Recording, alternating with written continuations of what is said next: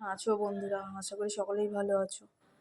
তো আজকে একটা শাইটিং মাছের রেসিপি তোমাদের শেয়ার করব।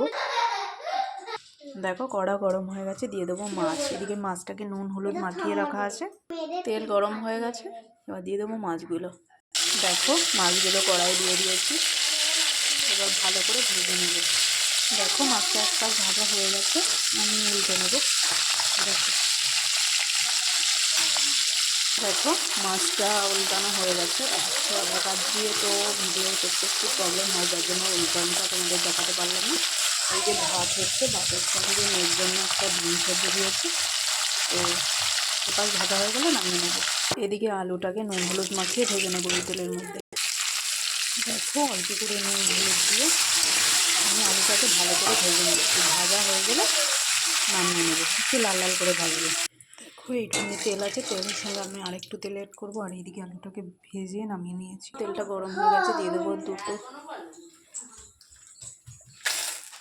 একটা তেজপাতা, গোটা গরম মশলা, সঙ্গে একটু জিরে।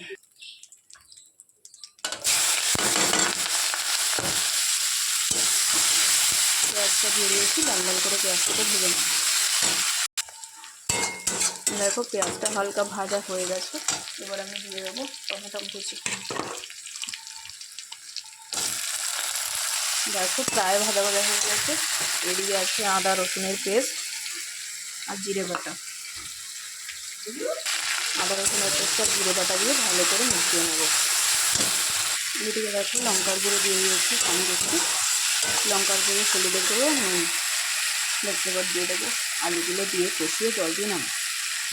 দেখো আলুটা দিয়েছি, কি সুন্দর কালার এসছে।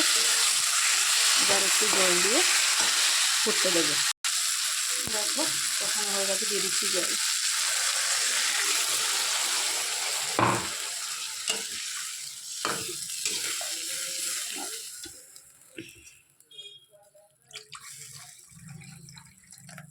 তোমাদের যার যেরকম ঝোল লাগবে সেই অনুযায়ী জলটা দেবে।